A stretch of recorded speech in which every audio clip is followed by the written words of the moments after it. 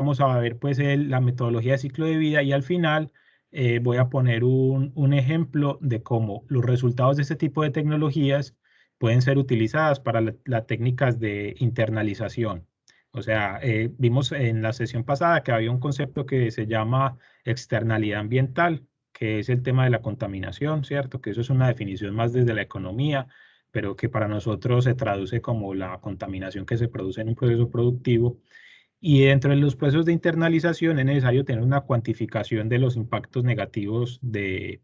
un proceso productivo, bien sea, por ejemplo, residuos sólidos, residuos líquidos o gaseosos, cualquier tipo de contaminación o de producto que pueda salir de un sistema productivo. Y esos sistemas o esas externalidades no están dentro de los costos de un producto o de un servicio. Como por ejemplo lo vamos a ver aquí al final de la presentación, el tema de la tasa de aseo, que dentro de nuestro país pues existe una normativa sobre cómo se debe hacer el cobro tarifario de la tasa de aseo. Y también existen unas aproximaciones sobre cómo debe hacerse la compensación. Entonces, al final vamos a ver cómo este tipo de técnicas como la cuantificación ambiental nos sirve para hacer unas estimaciones para la internalización de externalidades ambientales y pues las medidas de compensación que puedan tener lugar. Entonces, para ello voy a compartir esto que tengo acá.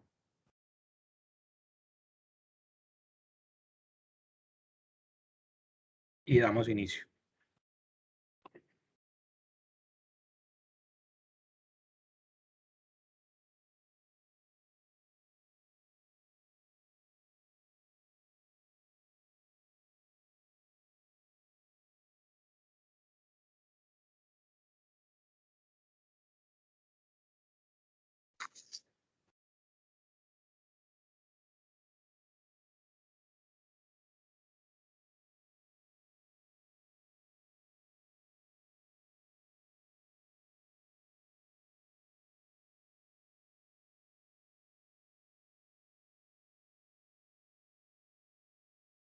Un minuto, por favor.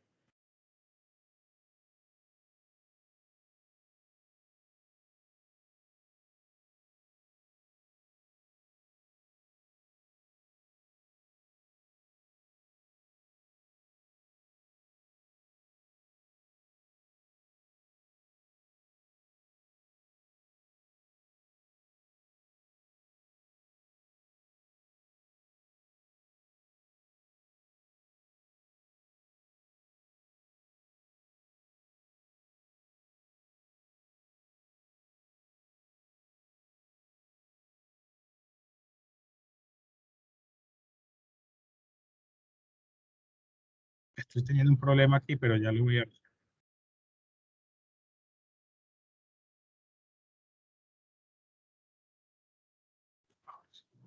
Para entrar entonces un poco ya pues en el tema como tal, lo primero que habría que hacer es lograr una definición de lo que consiste un análisis del ciclo de vida. Para ello, pues en línea o en diferentes referencias bibliográficas se podrían encontrar una serie de definiciones. Sin embargo, para el día de hoy yo he decidido presentarles una definición que fue publicada por la EPA, por el autor que aparece pues aquí en la diapositiva, por Curran, en el año 2008, según el cual el ACB es una herramienta de contabilidad y manejo ambiental para evaluar sistemas industriales dedicados a la producción de bienes y o servicios. Entonces, solamente en esa pequeña primera definición podemos reconocer que hay varios criterios importantes. Entonces, lo primero es que se reconoce que el ACB es una herramienta de contabilidad. Sin embargo, esta contabilidad no debe ser entendida como la contabilidad típica económica, sino que también involucra todo el flujo de materiales y energías de entradas y salidas de un sistema industrial. Cuando se hace la referencia industrial, se quiere decir es que este tipo de metodologías se utilizan sobre procesos que siguen unas actividades propias o unos subprocesos que están debidamente estandarizados y que por lo tanto hacen parte como de una cadena productiva. ¿cierto? Es decir, por ejemplo, cuando entramos a una empresa para la producción de vehículos o una ensambladora de vehículos, vemos que cada una de las etapas está muy claramente definida por unos estándares de producción, según los cuales, por ejemplo, en los procesos de lavado de las piezas metálicas hay necesariamente unas temperaturas que ya están definidas, unos tiempos de residencia del agua, una cantidad de productos químicos que se tienen que adicionar en los baños, unos tiempos de permanencia de cada una de las piezas metálicas dentro de estos procesos de lavado, el número de lavados que tiene que hacerse y demás. Luego, después del lavado, siguen unos procesos de cataforesis, después siguen unos procesos de pintura y de ensamblaje y demás. Y cada uno de estos subprocesos dentro del gran proceso de producción ya está debidamente estandarizado y por lo tanto los consumos de energía, de materia y los residuos que puedan salir de allí, bien sea sólidos o residuos líquidos, digamos que ya se tienen muy bien proyectados de acuerdo, por ejemplo, a la cantidad de producto de vehículos que se estarían produciendo dentro de la organización. Y eso lo que garantiza es que ese sistema de contabilidad que va a ser el ACV, pues sea representativo, muy claramente definido por la cantidad de producto. ¿Ves? En este caso del ejemplo sería pues la producción de vehículos. Entonces, por cada uno de los vehículos que sale de una empresa ensambladora de vehículos, se sabe en grandes rasgos cuál sería, por ejemplo, el volumen de agua residual, el volumen de material peligroso de residuos sólidos, el volumen de material reciclable, la cantidad de energía eléctrica que se debe consumir y demás. Entonces, este análisis de ciclo de vida lo que pretende es analizar cada uno de estos procesos y el flujo de materiales y energía que se consumen para la producción de, por ejemplo, un vehículo. Pero no solamente las entradas, sino que también las salidas, que no solamente son salidas a lo que se denomina, por ejemplo, la tecnosfera, o sea, las salidas tecnológicas del proceso, como lo es el vehículo como tal, sino que también se consideran las salidas que bajo los modelos económicos clásicos sería lo que nosotros denominamos como externalidades. O sea, también se evalúan cuáles son las salidas de energía y de materia en forma de, por ejemplo, contaminación. Entonces es un sistema de contabilidad ambiental, digámoslo así, que nos permite identificar cuáles son esos flujos con relación a un producto. Otra de las definiciones establece que este sistema o esta metodología de análisis de ciclo de vida considera todos los recursos utilizados y las descargas al ambiente asociadas a un sistema definido por la función de un producto, proceso o actividad. Y aquí lo que es importante resaltar es que en algunos casos, como en el ejemplo que les estaba dando, lo más importante sería, por ejemplo, relacionar todos esos flujos de materia y energía con base en el vehículo que es producido dentro de esta ensambladora. Pero puede darse el caso que lo realmente importante para la consideración no sea el vehículo como tal, sino la función que cumple dicho producto. Entonces, por ejemplo, podríamos estar estableciendo, si quisiéramos hacer una comparación entre cuál sistema es más sostenible, entre, por ejemplo, viajar en un vehículo como, por ejemplo, pues un vehículo normal, de privado, digamos, un sedán para 4 personas y en un viaje que sea de Medellín a Bogotá. Hiciéramos todo ese análisis de contabilidad ambiental o el ACV de cuánto implicaría hacer ese trayecto Medellín-Bogotá, digamos, una vez a la semana durante todo un año y lo comparáramos con, por ejemplo, un viaje en un avión, ¿cierto? Entonces, ya ahí no sería justo comparar la cantidad de residuos y el consumo de energía y de materias primas para la construcción de un avión, no sería, pues sería mucho mayor que aquellos necesarios para la construcción de un vehículo, ¿cierto? Entonces lo que se pretende evaluar ahí no es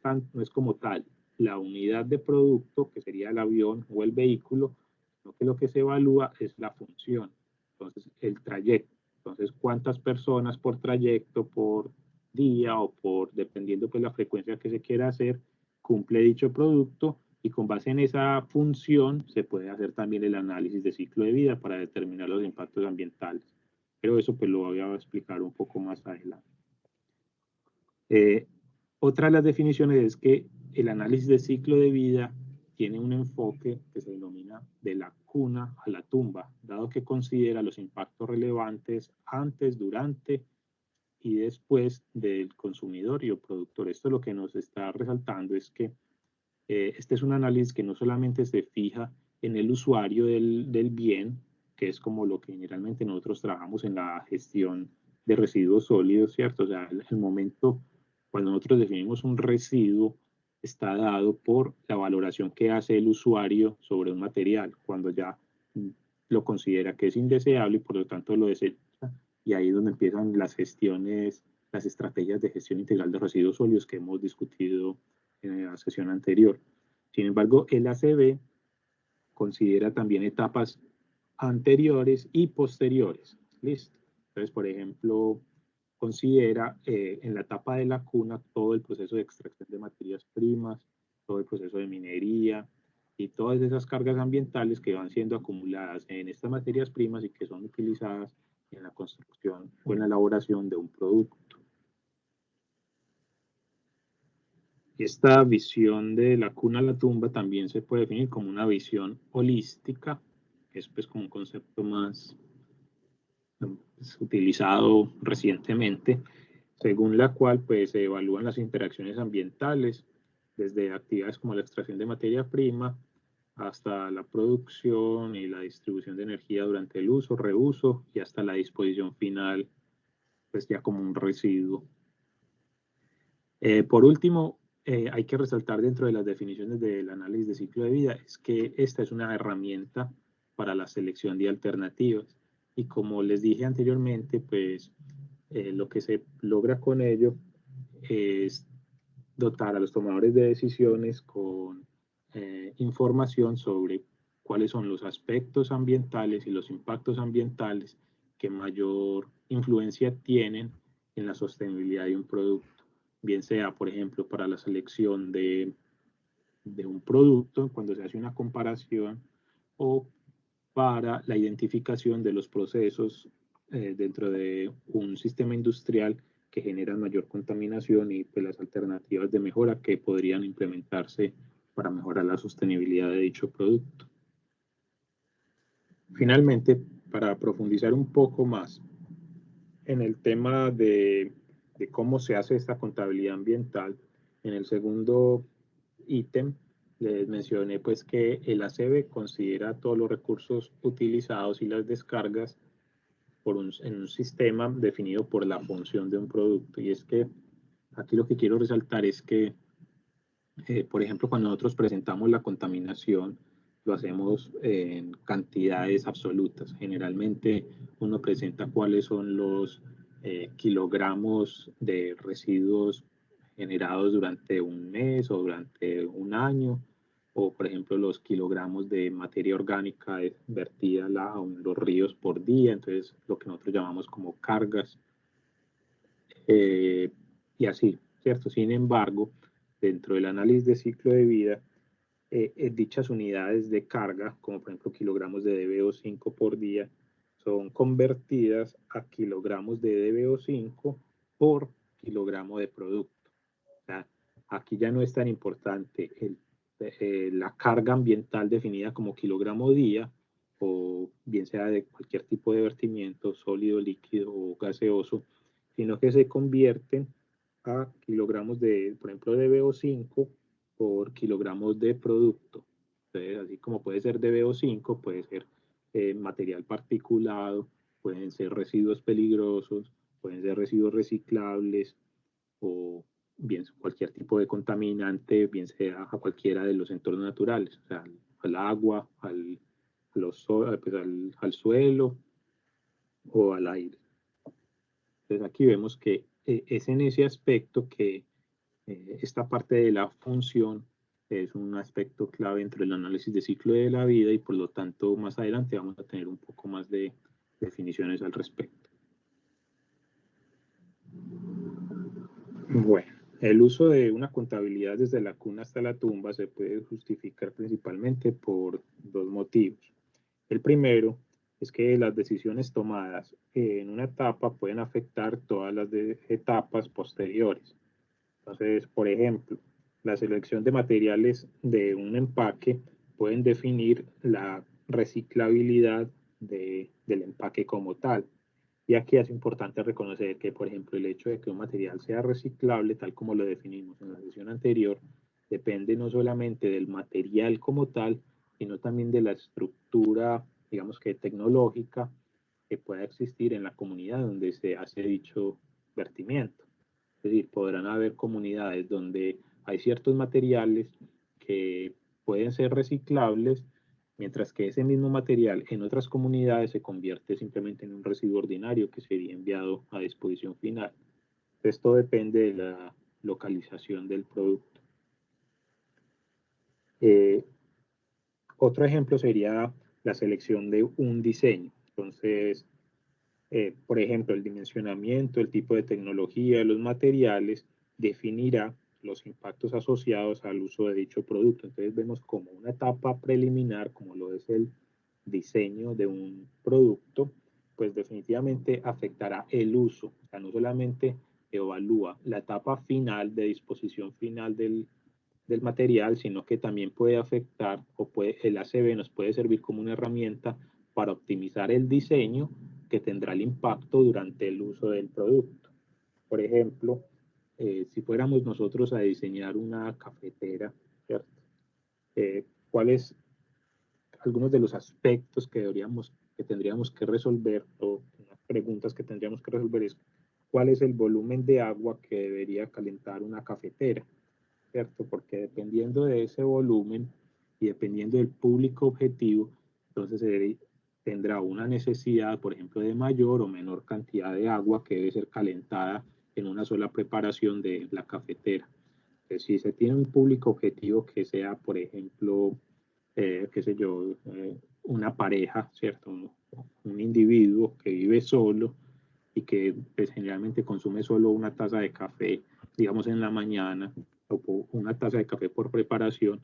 pues no sería necesario que dicha cafetera pues elabore o caliente el agua necesaria para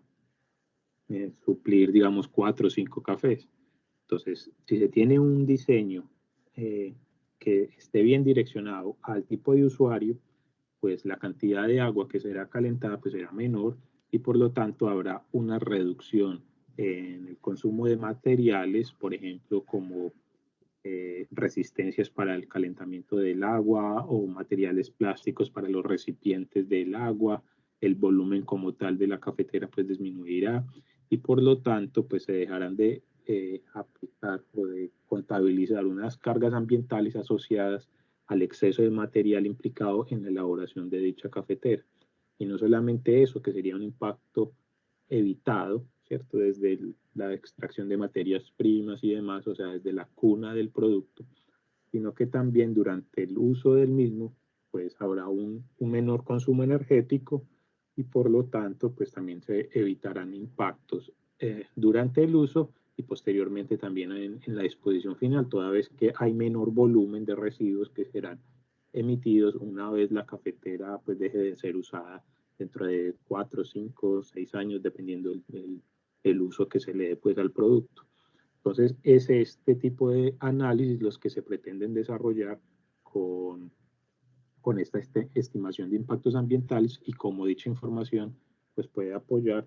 la sostenibilidad de un producto. El segundo aspecto o motivo por el cual se justifica la implementación de ACVs es que la cuantificación de impactos ambientales acumulados desde todas las etapas permite evaluar el desempeño ambiental de un producto, que bien pueda ser un bien o un servicio. O sea, cuando hablamos del concepto de producto dentro del análisis de ciclo de vida, hay que considerar que no solamente son productos bienes materiales, sino que también podría hacerse con aspectos de servicios, siempre y cuando sean industrializados, sistemáticos. Algunos ejemplos para para esta cuantificación y cómo puede mejorar y evaluar el desempeño ambiental tienen que ver, por ejemplo, con el tema de selección de proveedores, identificación de las etapas más problemáticas de un producto. Esta cuantificación pues, nos permite mejorar el desempeño ambiental en este tipo de aspectos, entre otras. En la imagen a la derecha vemos una representación de cómo es el análisis de ciclo de vida y las etapas que involucran en el desarrollo de un producto. Entonces vemos pues que en la cuna del producto, lo que decimos pues, cuando decimos de la cuna a la tumba, vemos que en las primeras etapas para la elaboración de un producto cualquiera, pues tiene que haber unos procesos de extracción y procesamiento. Y al sistema de producción y ensamblaje pueden entrar materias primas, pero también pueden entrar reciclables, como lo vemos con la línea punteada. Posteriormente a la producción, pues tiene que haber un sistema de logística, luego empieza un sistema de uso, y después de un cierto tiempo de uso, pues se da el fin de la vida de dicho producto y por lo tanto se envía a disposición final o a reciclaje. Si vemos en esa imagen y de acuerdo a lo que generalmente se concibe como gestión integral de residuos sólidos, podemos notar que lo típico es que la gestión integral de residuos se enfoque principalmente a la etapa posterior al uso y que está más relacionada con el fin de la vida del producto y etapas como el reciclaje, el compostaje, pues la logística y todo lo que discutimos en la sesión anterior. Sin embargo, como vemos en lo que hemos discutido en estas diapositivas, podemos concluir que la generación de dicho residuo está íntimamente relacionada con etapas previas. O sea, no solamente debemos pensar en la gestión de residuos una vez ha terminado su uso, sino que también como ingenieros ambientales ustedes deben procurar que la selección de proveedores, que la incorporación de materiales reciclables y este tipo de cosas que vamos a ver durante esta presentación sean involucradas en etapas previas durante, por ejemplo, el diseño de los productos. Ahora bien, con base pues, en lo que hemos discutido hasta este punto, podemos prever que hay una serie de beneficios en la implementación del análisis de ciclo de vida. Lo primero que podemos hacer es que pues, este tipo de análisis permite identificar y optimizar lo que se conoce como la transferencia de impactos de un medio a otro. Esto de transferencia de impacto lo que quiere decir es que en la realidad pues no existen procesos productivos que sean 100% limpios, ¿cierto? Porque no hay procesos químicos ni físicos que sean 100% eficientes. Es decir, siempre va a haber una pérdida de energía que puede ser en forma de residuos, como también se puede manifestar en forma, por ejemplo, de calor o en últimas de contaminación, ¿cierto? Entonces, lo que nos permite el ACV es tener un mayor control de cuáles son los aspectos y los entornos naturales que se van a ver más afectados durante cada una de las etapas del producto. Porque, por ejemplo, cuando se hace una selección de un material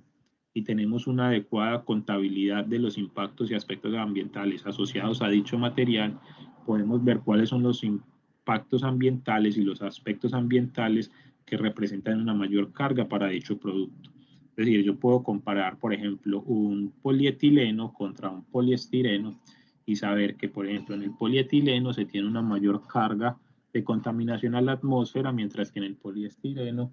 se puede tener, digamos, una mayor carga de contaminación al agua durante el proceso productivo. Esto es solamente un ejemplo, o sea, no es que sea así, solamente lo hago por dar un ejemplo de en qué consiste esa transferencia de impactos. Entonces, cuando uno decide implementar, por decir, un polietileno en lugar del poliestireno, pues puede identificar que su mayor contribución a los impactos ambientales viene dado, en este caso sería entonces por la parte atmosférica, por lo cual lo que supusimos con relación al polietileno. Pero como esto lo podemos hacer con toda una escala de productos. Entonces, si tenemos, por ejemplo, el análisis de ciclo de vida de una empresa que elabore celulares y en nuestra organización se van a adquirir unos dispositivos de este tipo, pues podríamos seleccionar dentro de los proveedores aquellos que tengan una menor carga ambiental. Esto esto es importante dentro de políticas internacionales que se vienen desarrollando en la actualidad. Como lo vamos a ver pues en la próxima semana, vamos a hablar un poco sobre el tema de economía circular que considera la evaluación de este tipo de aspectos, pero también dentro de políticas internacionales, por ejemplo, con la lucha del cambio climático. No sé si ustedes han revisado, pues, pero recientemente han salido unos informes con unas alertas pues, significativas sobre la condición actual del planeta en este aspecto y como resultado de ello, países como los de la Unión Europea han elaborado lo que se denomina como el European Green Deal y este tipo de contabilidad ambiental es uno de los aspectos que serán considerados por la Unión Europea al momento de adquirir materias primas o productos para importación, dado que si tenemos un resultado de cuáles son los impactos que se generan en la atmósfera, entonces con base en dichos resultados y en dichas caracterizaciones se planea imponer unos aranceles para la importación de bienes y pues, de productos a la Unión Europea. Entonces vemos como el análisis de ciclo de vida es una herramienta pues, que ha tenido pues, un desarrollo histórico que vamos a discutir en una próxima diapositiva, pero también pues, que tiene una vigencia importante dadas las crisis ambientales que se evidencian pues, en la actualidad. Otro de los beneficios es que ampliando según los límites del estudio, pues se pueden tomar decisiones que resulten en un menor impacto. Entonces, obviamente, si uno ya tiene datos, pues se pueden optimizar los procesos productivos y con medio de técnicas como transferencia de impactos o el análisis pues, de proveedores y demás, pues se puede mejorar el desempeño ambiental del producto. Sin embargo, este tema de límites de estudio también es muy importante por unas cuestiones de, pues digamos que de honestidad y de transparencia al momento de manifestar o de presentar los resultados, dado que puede dar lugar a engaños pues al público. Eso lo vamos a discutir en la próxima diapositiva. Y por último, podemos destacar que los análisis de ciclo de vida permiten evaluar tanto aspectos como impactos ambientales. Y para ello existen unas etapas específicas, pero también pues, algunas limitaciones. Y es que generalmente cuando nosotros hacemos como ingenieros ambientales reportes a, por ejemplo, a las autoridades ambientales, lo que nosotros les presentamos a ellos, generalmente, pues en la mayoría de casos, al menos en la etapa de operación, es una caracterización de aspectos ambientales. Entonces, por ejemplo, volúmenes de vertimiento, por ejemplo, cantidades de residuos sólidos descargados, con su caracterización de si son peligrosos, especiales o ordinarios, demás, orgánicos, pero, pero pocas veces se hace un análisis de los impactos asociados, ¿cierto? Y para ello, dentro del ciclo de vida, análisis de ciclo de vida, existen una serie de herramientas que vamos a discutir en una diapositiva posterior, pero que también ayuda pues al público en general y al público menos especializado a entender las consecuencias ambientales de un producto o servicio. Y recuerden que dentro de la semana anterior hablamos sobre algunas de las herramientas de la producción más limpia, por ejemplo, en el caso de la reducción en la fuente del reciclaje, y vimos cómo el usuario o el comprador pues necesita tener acceso a la información para poder hacer una compra más razonable y que por lo tanto permita prevenir la generación de residuos que lleguen a relleno sanitario, por ejemplo, o que requieran un tratamiento especial como el de un residuo peligroso. Entonces, estos son como algunos de los beneficios del análisis de ciclo de vida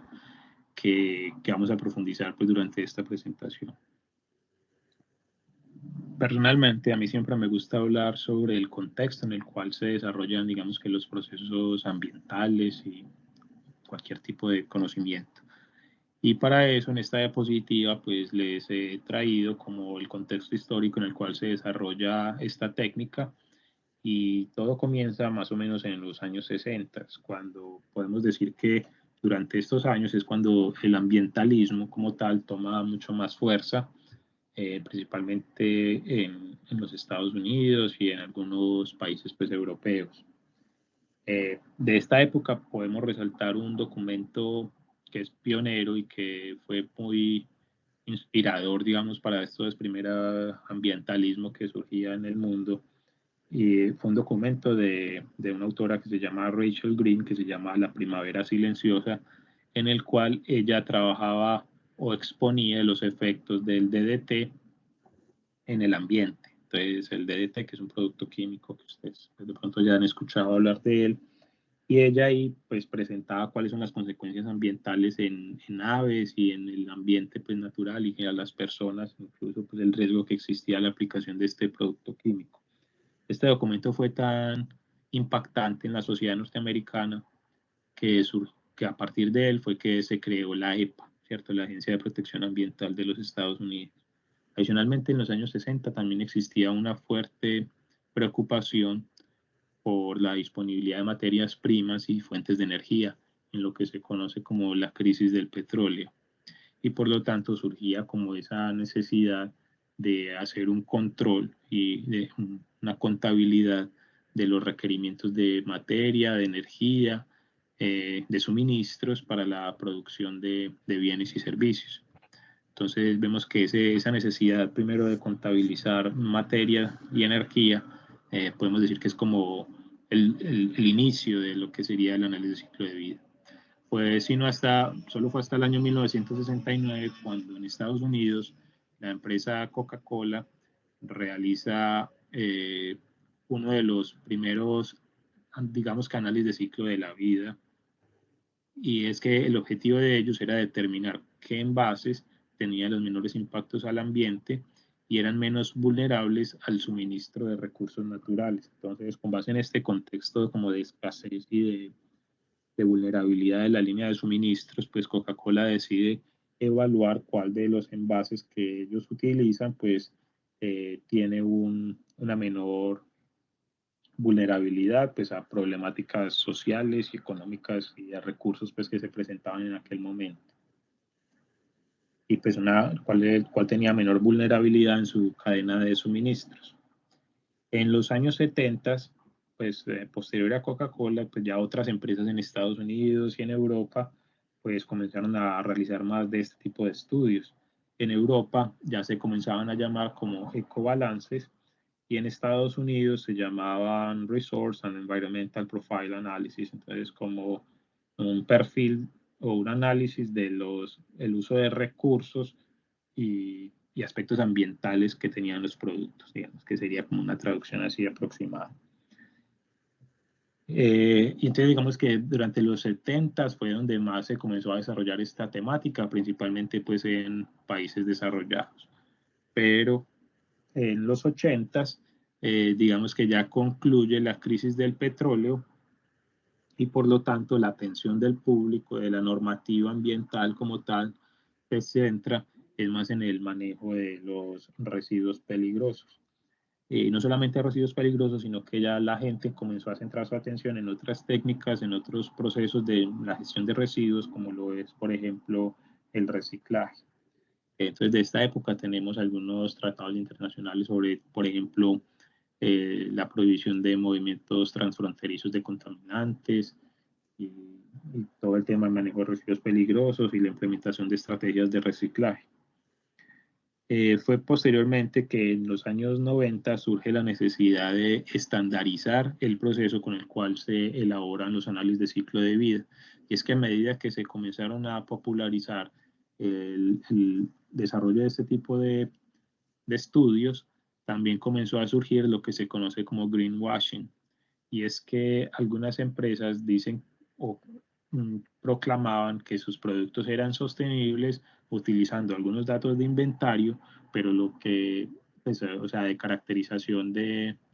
los procesos productivos como bajo la técnica de análisis de ciclo de la vida, pero lo que hacían era limitar, por ejemplo, la función, manipular el sistema de forma que pareciera que el sistema era sostenible, pero que en realidad estaban simplemente seleccionando aquella información que les era beneficiosa y ocultando como la parte negativa de sus productos que era arrojada por el estudio. Entonces, por motivo de ello, del greenwashing,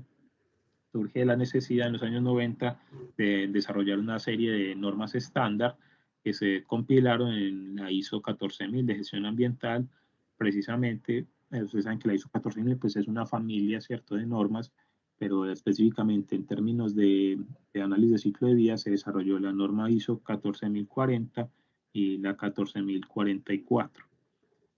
Entonces, si ustedes consultan dichas normas, allí encuentran cuáles son los lineamientos para el análisis de ciclo de vida y a continuación vamos a hacer algunas descripciones de cada una de estas etapas. Por último, en cuanto al contexto, hay que reconocer que en el año 2002 el Programa de las Naciones Unidas para el Medio Ambiente lanza lo que se conoce como el Life Cycle Initiative, como la iniciativa del ciclo de vida, el cual consistía en el desarrollo de una serie de foros para la formación de profesionales ambientales en cómo es la implementación de este tipo de tecnologías o de técnicas de análisis de ciclo de vida y adicionalmente brindar un espacio para que las personas que desarrollaban este tipo de estudios presentaran sus resultados y de esa forma poder seleccionar lo que se conoce como las mejores prácticas. Entonces, si por ejemplo llegaban resultados de análisis de ciclo de vida para la elaboración de envases, por ejemplo, para bebidas gaseosas, pues de acuerdo a la obtención a la publicación de dichos resultados, pues otras organizaciones podrían ver cuáles son las etapas más sensibles y por lo tanto implementar las mejores prácticas productivas para ese sector en específico. Entonces, desde ese momento, pues digamos que la técnica se ha venido popularizando y cada que hay una conferencia en áreas ambientales, casi siempre van a encontrar pues, algunos resultados utilizando esta técnica. Bueno, ahora para hablar un poco sobre los detalles de la norma, lo primero es que según la ISO, las etapas de una ACV son 4 principalmente, ¿cierto? Entonces, en la primera se encuentra la etapa de definición del objetivo y los límites del estudio. La segunda es un análisis de inventarios. La tercera es la evaluación de los impactos ambientales potenciales asociados con las entradas y salidas pues, identificadas. Y el cuarto es la interpretación de los resultados. En cuanto a la definición de objetivo y límites de estudio, lo primero es que esta etapa es la que define el nivel de detalle del estudio como tal. Y dentro del el objetivo, pues se deben establecer cuáles son el tipo de respuestas que se quieren obtener. Entonces, por ejemplo, se pueden establecer preguntas como cuál es la gestión de residuos derivados del uso del producto. Entonces, si mi interés es analizar cuál es la gestión de dichos residuos, entonces para ello debo especificar cuál es el tipo de datos que requiero construir. Y es que el análisis de ciclo de vida depende fundamentalmente de la segunda etapa de análisis de inventario, o sea, la recolección de datos. Pero la recolección de datos está orientada de acuerdo al objetivo del estudio. Es decir, si mi estudio es más centrado, por ejemplo, a contribución a cambio climático, entonces debo ser consciente que hay unos subprocesos dentro de este proceso que se está evaluando que tienen un peso relativo muy pequeño y que por lo tanto el levantamiento de datos se debe centrar en aquellos procesos que generan mayores impactos en el área de estudio que estoy interesado. Pero otro tipo de preguntas que podrían resolver es, por ejemplo, sobre la toxicidad de los residuos o sobre cuán reciclables son los residuos obtenidos del uso de un producto y demás. Y todo eso depende, pues, de cuál es el objetivo como tal del análisis de ciclo de vida. En cuanto al nivel de detalle, pues también se entonces debe incluir si lo que se interesa es tener un análisis de ciclo de vida propiamente dicho o un análisis de inventario del ciclo de vida. La sigla es muy parecida, pero la diferencia entre las dos es que el análisis de inventario del ciclo de la vida solamente llega hasta la recolección de datos que se consideran como aspectos ambientales, o sea, en el análisis de inventario de ciclo de vida no se hace la etapa última de evaluación de impactos ambientales, que lo vamos a discutir en las próximas diapositivas.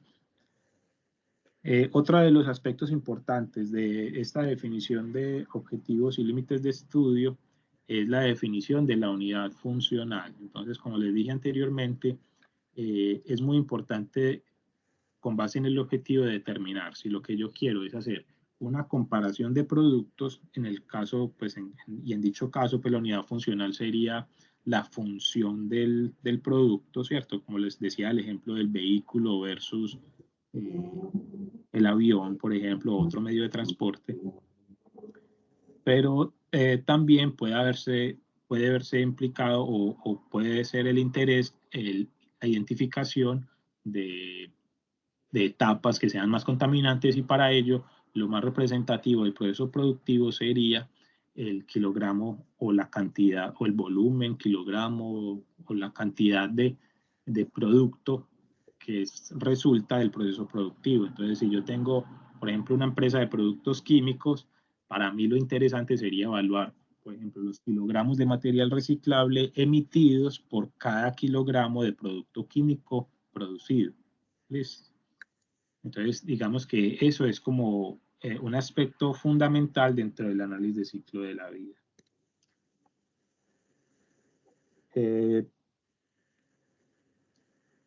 Sobre el análisis de inventario, pues como lo dice pues su nombre, ¿cierto? Es la recolección de inventarios de materia y energía y las salidas y productos de contaminantes. Entonces, sabemos pues que dentro de los procesos productivos y los sistemas de contabilidad tradicional, pues lo que se cuenta como tal es el producto en forma de la tecnosfera, pues o sea, el producto final que resulta de la organización, y con base en dicho producto es que ellos hacen la estimación, por ejemplo, de costos y demás. Sin embargo, dentro del análisis de ciclo de vida, como les dije, también se debe contabilizar aquellas salidas que no hacen parte del producto, pero que siempre están ahí presentes, como es el tema de los residuos sólidos o residuos líquidos y contaminantes atmosféricos, lo que nosotros también podemos llamar como las externalidades ambientales, o por lo menos así es que lo llaman los economistas. El tercero es el tema de evaluación de impactos ambientales, el cual pues en esta etapa se determinan los impactos ambientales asociados pues con las entradas y salidas y que son identificados en el inventario. O sea, con base en el análisis de inventario, donde se hace pues toda la recolección de los aspectos ambientales, se determina, por ejemplo, los kilogramos de DBO que se descargan por cada kilogramo de producto, se determinan los kilogramos de residuos peligrosos por cada kilogramo de producto. Pues yo digo kilogramo, podría ser metros cúbicos o cualquier otra cantidad, ¿cierto? Y con base en dichos aspectos ambientales, se puede estimar cuáles son los impactos ambientales asociados. Entonces vemos que existe una serie de impactos ambientales que lo vamos a ver en una diapositiva posterior, y debe haber una forma, o en el análisis de ciclo de vida existe una forma para relacionar, por ejemplo, eh, kilogramos de residuos ordinarios y su contribución al cambio climático, ¿cierto? Entonces, dentro del análisis de ciclo de vida se establecen unos factores de caracterización que permiten esa conversión. Es decir, si yo tengo cierta cantidad de kilogramos de material orgánico que está siendo descargado a la atmósfera,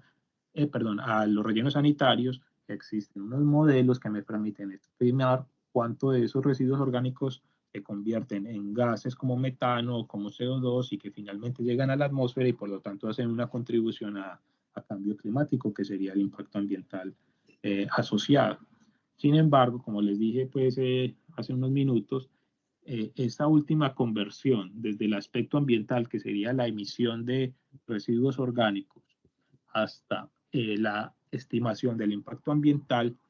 eh, pues depende del tipo de estudio que se vaya a realizar. Si yo tengo un análisis de inventario, pues solamente nos quedamos con los kilogramos de residuos orgánicos que son emitidos por cantidad de producto. Pero si yo tengo el análisis de ciclo de vida, entonces sí se utilizan unos factores de caracterización que permiten esa conversión de aspecto ambiental hasta impacto ambiental. Bueno, por último se tiene el tema de interpretación de los resultados, que pueden servir para la toma de decisiones, y cuando decimos toma de decisiones, pues depende del tipo de autor. Entonces, si es, por ejemplo, para el usuario, para el público en general, que desde el punto de vista del mercado, pues se consideran como pues, consumidores, entonces los resultados de análisis de ciclo de vida, pues son una herramienta más importante que el análisis de inventario, porque generalmente el público no entiende o no es consciente de las implicaciones químicas, biológicas y ambientales que tiene, por ejemplo, kilogramos de DBO. Si usted a una persona le dice que, por ejemplo, que un vertimiento tiene una concentración de DBO de 600 miligramos por litro, pues la gente no entiende nada. Pero si usted le dice en base a una escala de ecotoxicidad, por ejemplo, entonces ahí ya las personas sí son más conscientes por cuanto el impacto ambiental es mucho más entendible para el público en general. Entonces eso por decir para la interpretación de datos, para entregárselo al público. Pero también existen otros actores, como por ejemplo actores políticos, que con base en este tipo de resultados podrían imponer normativa para la implementación de mejores prácticas, por ejemplo, en procesos productivos. O para los industriales también sería una herramienta de gestión, de autogestión para la optimización de sus procesos productivos. Y es que, por ejemplo, en el caso de la cafetera que discutíamos anteriormente, la reducción de materiales que son utilizados para el diseño de dicha electrodoméstico, pues también representa una mayor eficiencia al momento de la compra de materias primas. Entonces, si yo tengo un menor volumen de compras de materias primas, pues también últimamente tendría una mayor eficiencia de materia y también pues unos beneficios económicos. Y es que recordemos que la producción más limpia se define precisamente así, ¿cierto? Como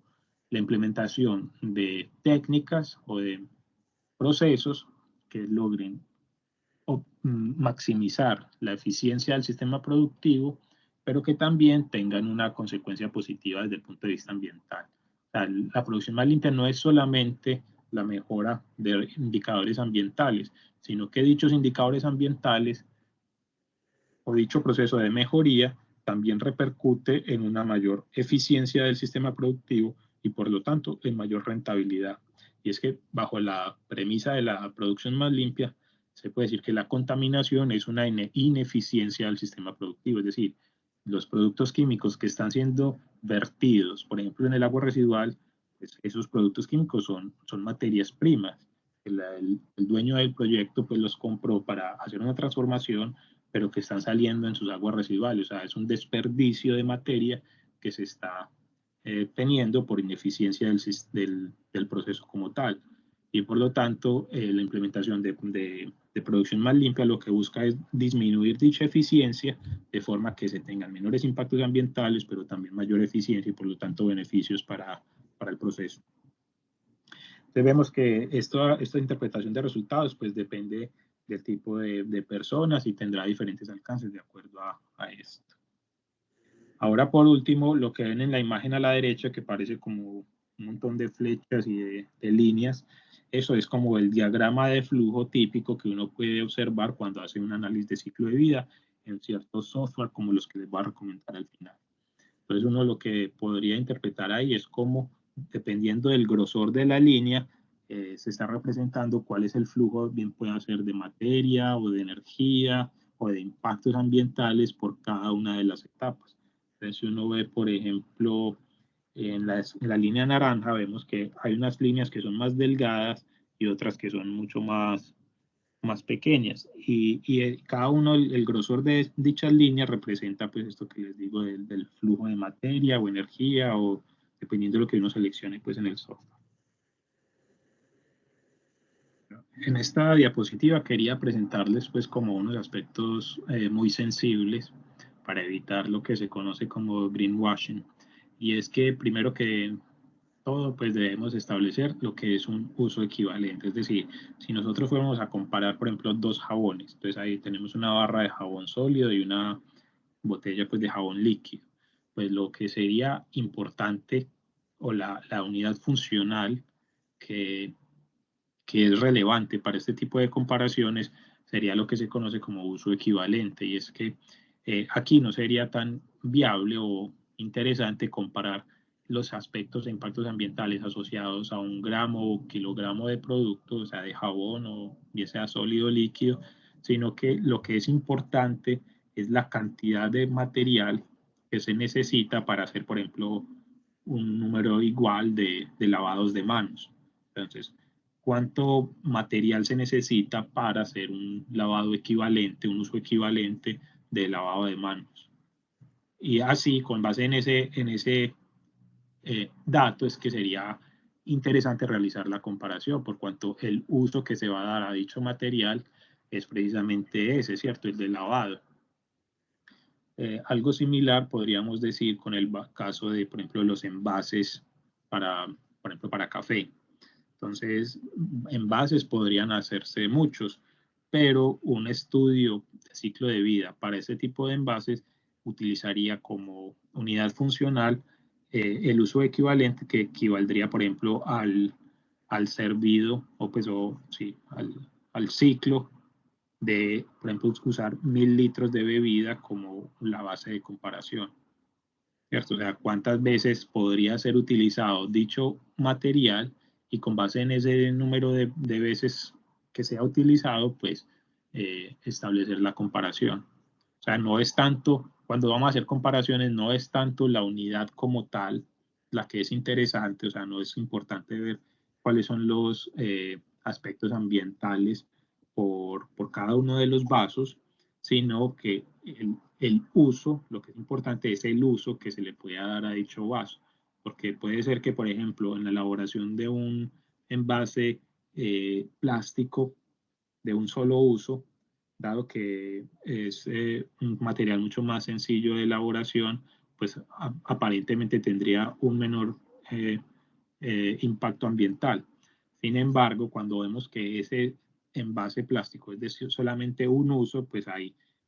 ya se empieza a ver que el uso equivalente pues es muy deficiente y por lo tanto se favorecerían el uso de materiales que sean utilizables por muchas ocasiones.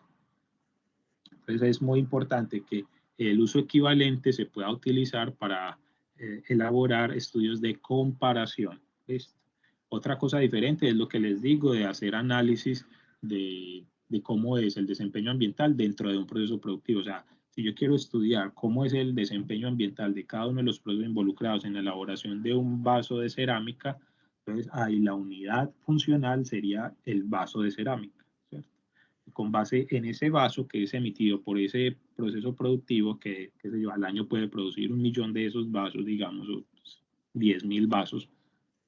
Entonces, con base en esos datos de inventario de ese sistema productivo, yo podría identificar cuál es la etapa que mayor contribución tiene, por ejemplo, a la generación de residuos o a cambio climático o agotamiento de oxígeno en los cuerpos de agua o lo que sea. Y con base en esos indicadores, pues yo podría identificar el proceso, como por ejemplo el de cocción de la cerámica, que sea el que mayor contribución tiene al cambio climático, por ejemplo. Entonces, deben tener muy, muy claro y muy, muy atento ese sistema y esa definición de uso equivalente. El otro tema sensible en la etapa de definición es lo que les digo del límite del sistema. Y es que cuando se habla de ese límite, sería muy injusto comparar, por ejemplo, el ciclo de vida de una barra de jabón que solamente se hace durante el uso del mismo contra un análisis de inventario del jabón líquido que involucra no solamente su uso, sino también sus etapas, por ejemplo, desde la cuna, o sea, desde la extracción del petróleo para la producción de polímeros que son utilizados y transformados para la elaboración del empaque y por último, pues el uso. Entonces, si yo estoy involucrando en un análisis de ciclo de vida las etapas preliminares, pues sería muy injusto compararlo contra un ciclo de vida que solamente involucra luz, por cuanto pues no son comparables como tal, ¿cierto? Entonces, ese es el tema que es un tema que es muy, muy importante dentro de la etapa de definición de objetivos y límites del sistema. Ahora vamos a hablar de la segunda etapa del análisis de ciclo de vida según las normas ISO, que es la elaboración de inventarios en el ciclo de vida. Entonces, como lo definimos anteriormente, estos inventarios son un proceso de cuantificación o se elabora mediante un proceso de cuantificación de los requerimientos y las salidas de un sistema, de acuerdo a unos límites definidos en la etapa anterior. Esta materia de energía bien puede ser entradas desde la tecnosfera, o sea, por ejemplo, procesadores electrónicos que entran en un ensamblaje para la elaboración de teléfonos móviles o de computadoras, o también puede ser elementos desde el entorno natural, como por ejemplo consumo de agua, consumo de arena, por ejemplo, para la elaboración de silicio y demás, consumo de energía y demás. Y las salidas, pues no solamente involucran los aspectos ambientales, para los cuales digamos que nosotros tenemos una especial sensibilidad por la formación ambiental en química y física y demás, dentro de las ciencias ambientales, pero también se deben involucrar los productos que como tal van a definir la unidad funcional en la cual se va a evaluar el ciclo de la vida. Entonces, si es en una empresa de computadoras, pues entonces cuáles son la cantidad de computadores que se están generando o la cantidad de dispositivos electrónicos pues, que se están produciendo ahí. Sobre el inventario, pues obviamente lo más importante es la calidad de los datos, tanto pues, no solamente en calidad, sino también en cantidad, dado que estos datos son los que determinan en últimas la precisión del análisis de ciclo de vida. Sin embargo, podemos decir que la cantidad y calidad de los datos dependen mucho de otras variables como lo son la escala del sistema y el propósito del estudio.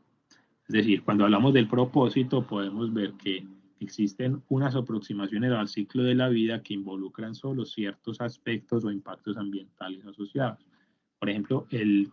cuando se hacen los estudios de huella hídrica, lo que se hace es un inventario, que es una técnica como la que se utiliza en el ciclo de la vida, pero está simplemente direccionado hacia el consumo de recursos hídricos. ¿Cierto? Y con base, por ejemplo, en actividades diarias como el lavado, la cocción de alimentos, el baño, cualquier tipo de actividades, se estima cuál es el consumo de agua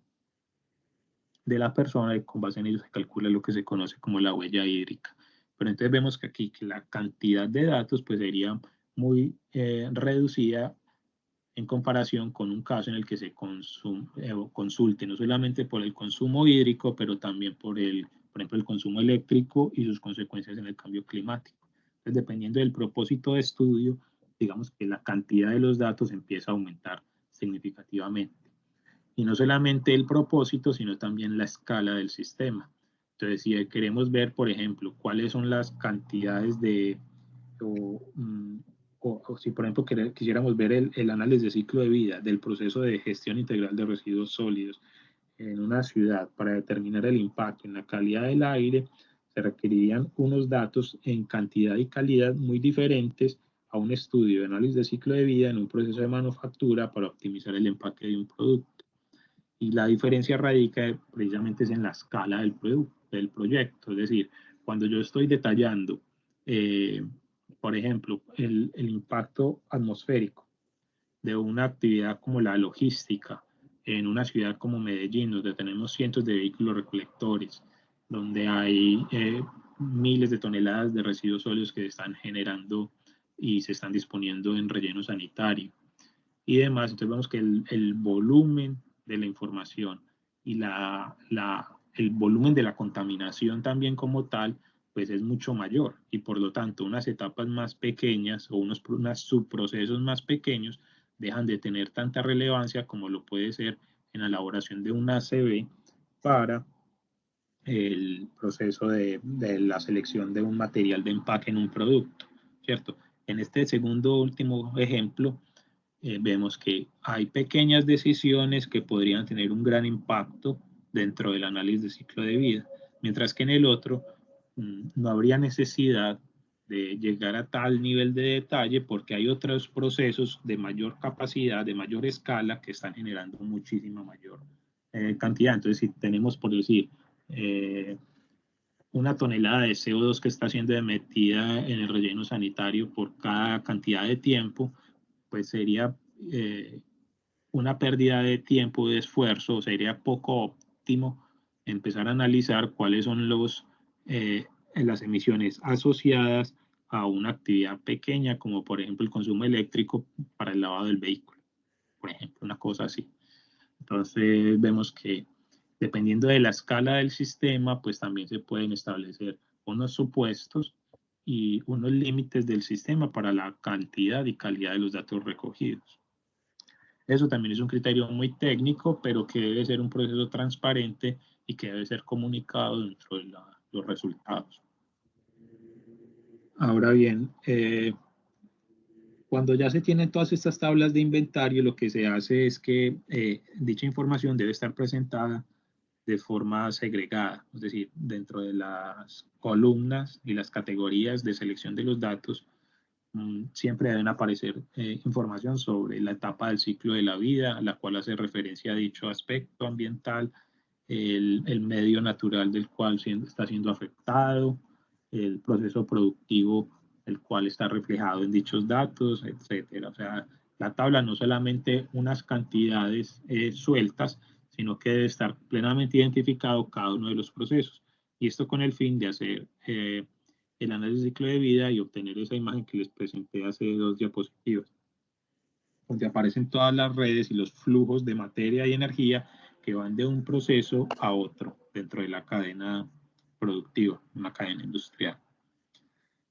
Por último, tenemos pues el tema de objetivo, y es que dependiendo pues del objetivo, la definición de objetivos, sucede lo que les dije pues al inicio, y es que no es lo mismo levantar los datos para hacer una comparación de materiales o comparación de productos para hacer un desarrollo de políticas. Entonces, si la política es sobre cambio climático, pues nos debemos centrar principalmente en aquellos aspectos que generan emisiones de gases de efecto invernadero y contaminación pues atmosférica. Ahora bien, pues como ya podrán ustedes presumir, pues el tema del levantamiento de esta información pues es complejo. Es decir, cuando ustedes estén trabajando dentro de organizaciones, podrán hacer dicho levantamiento y es una información relevante, interesante y que les permitirá mejorar la gestión ambiental dentro de su organización. Pero si quisiéramos hacer, por ejemplo, una comparación de productos como un agente académico, es decir, como si ustedes quieran hacer una investigación como externos de un comparativo de diferentes procesos productivos, pues el levantamiento de esta información es bastante compleja. En algunos casos puede llegar a ser incluso pues, imposible dependiendo pues la realidad pues, del local donde vaya a ser el estudio. Sin embargo, lo que sí se puede utilizar también son bases de datos internacionales que se tienen sobre ciertos etapas de los procesos de producción o manufactura. Algunas de estas bases de datos pues son gratuitas al 100%, como por ejemplo las bases de datos de la Comisión Europea, que aparece aquí en esta diapositiva como JRC, ese símbolo azul de la Unión Europea. Y hay otras bases de datos que son gratuitas, pero con fines educativos, como por ejemplo las bases de datos de EcoInvent, que es una empresa suiza, creo que es. Y uno allí como estudiante, como agente educativo, podría entrar y gestionar pues el ingreso para acceder a información de bases de datos para procesos como por ejemplo logísticos, entonces por ejemplo cuáles son las toneladas de CO2 emitidas por un transporte marítimo, dependiendo las distancias, que sean 10.000, 15.000, 20.000 kilómetros.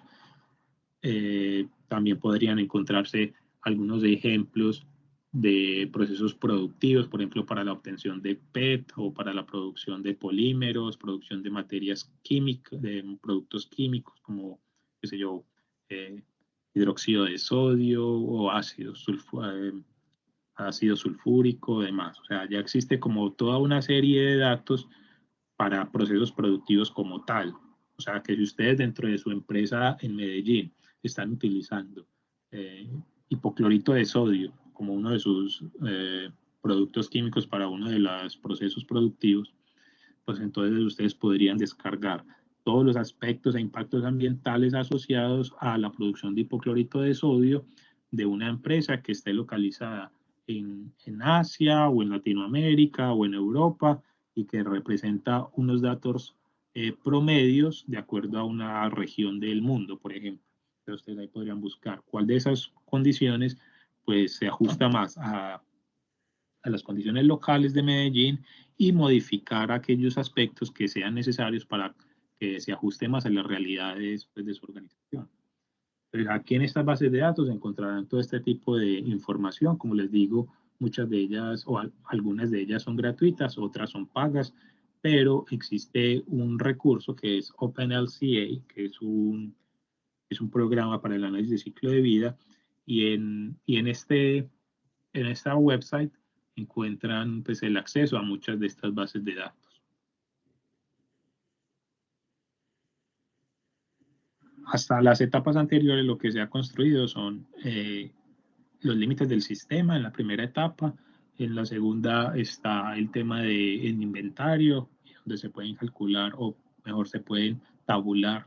todo el tema de los aspectos ambientales. Y en la tercera etapa ya es el tema de los impactos ambientales. Y como les digo, si se incluye esta etapa dentro del proceso, entonces lo que estaríamos hablando es de un análisis de ciclo de vida. En caso de que esta etapa se excluya, lo que se estaría hablando entonces es de un análisis de inventario de ciclo de la vida.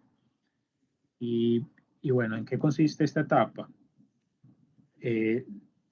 Lo importante,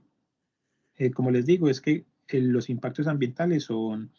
digamos que mucho más comprensibles por parte del público en general. Y por lo tanto, pues facilita la interpretación de resultados y el aprovechamiento de los mismos por parte de públicos como los consumidores o los encargados pues, de generar normas. El proceso como tal de convertir un aspecto ambiental a un impacto ambiental utiliza algo que determinamos o que llamamos como factores de caracterización. Y estos factores de caracterización son los encargados de convertir un aspecto ambiental, como por ejemplo la emisión de toneladas de metano en un relleno sanitario, hacia un impacto ambiental como lo es el cambio climático. O podríamos convertir aspectos como la emisión de óxidos de nitrógeno en un impacto como la formación de smog,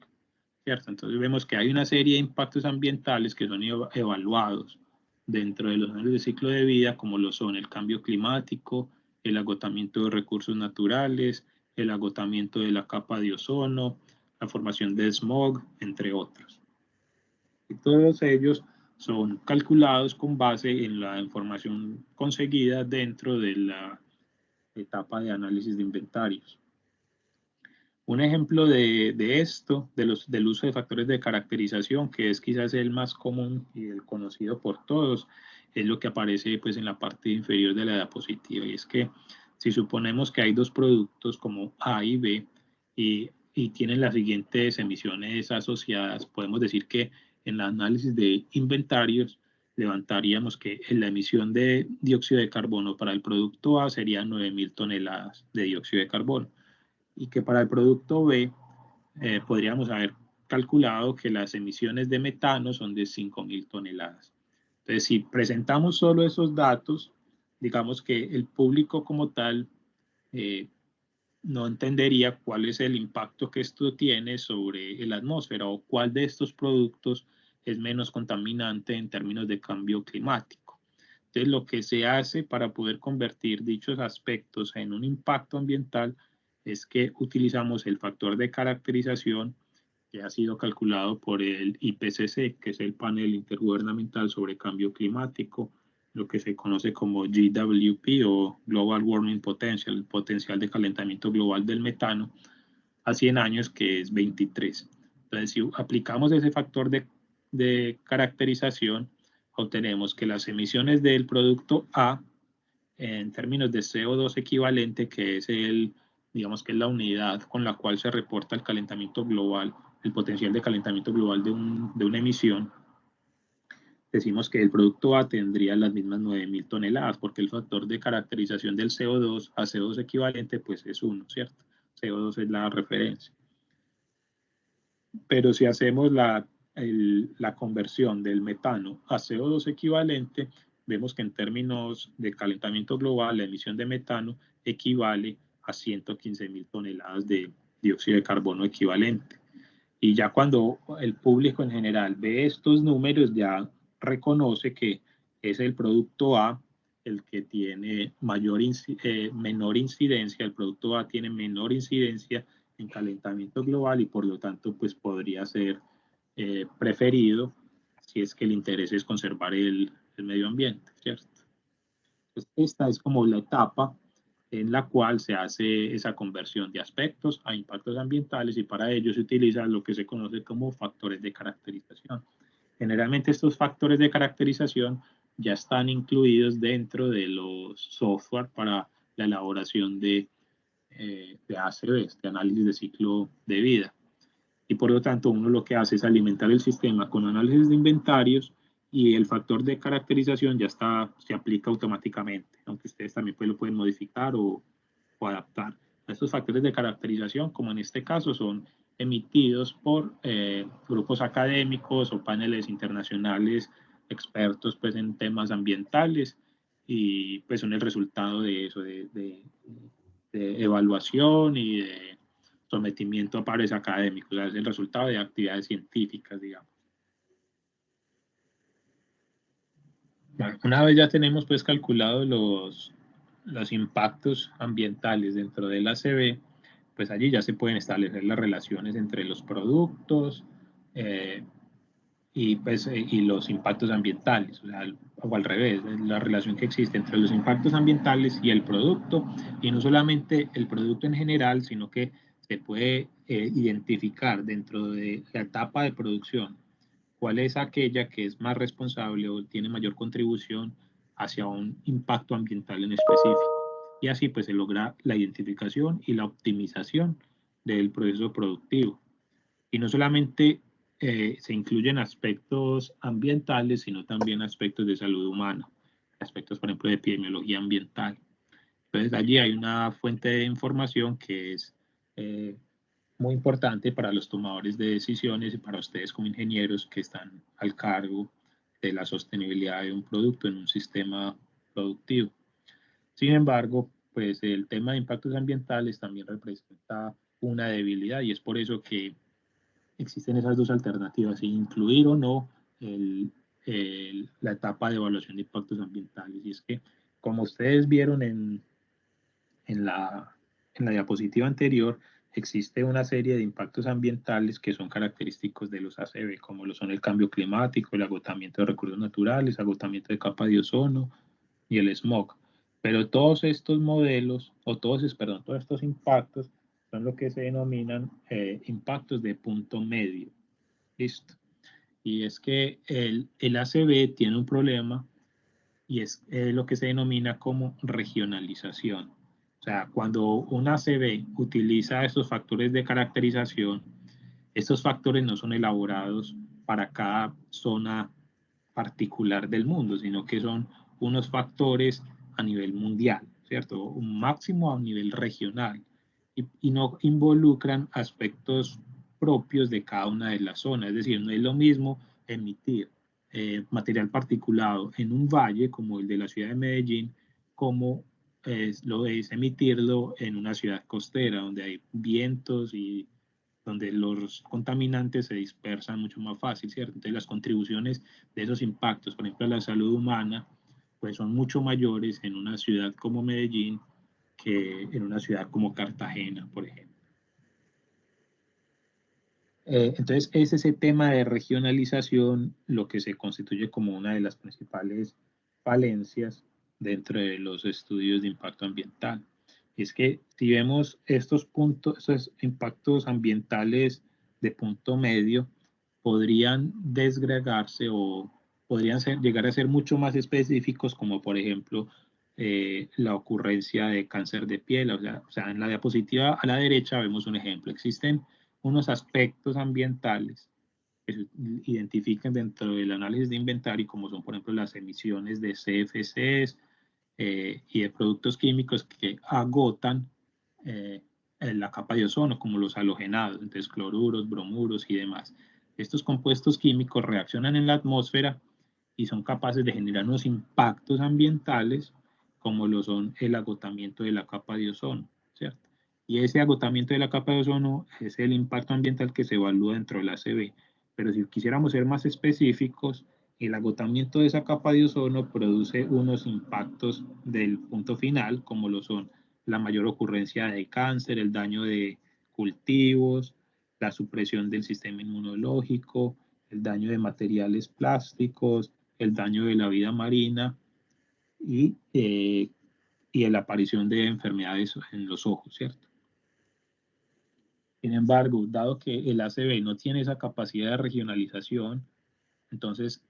los ACB generalmente no se llevan hasta esos niveles de detalle en cuanto a la evaluación de impacto, sino que se quedan en estos modelos más simplificados para la evaluación de impactos de punto medio. Si quisiéramos hacer estudios con ese nivel de detalle de punto final, o como los de la parte inferior de la diapositiva, pues de la figura, sería necesaria la implementación de otro tipo de estudios con un mayor nivel de detalle, como son, por ejemplo, los estudios de impacto ambiental, que nosotros hacemos dentro de los procesos de licenciamiento ambiental, o procesos como, por ejemplo, modelación de vertimientos, entre otros. En esta diapositiva quiero hacer como una comparación para mostrarles de manera de ejemplo cuál es la implicación o la diferencia entre diferentes tipos de estudios. Entonces, en la tabla de la izquierda aparecen como los impactos. Sí, hola. Profe, hola. Profe, yo tengo una duda, pero pues eso no tiene como nada que ver con el tema. Sí, Y cuéntame. es que, profe, tú nos socializaste la concertación de evaluación Sí, y nos las puedes mostrar por pues, o al menos mandarla al chat para nosotros tenerla. claro que sí. Yo la puedo cargar al Teams. La voy a cargar. Pero lo que dice es la tabla de Excel que les presenté con los cronogramas. Pues sí, profe, como también los porcentajes de cómo se iba a evaluar la materia,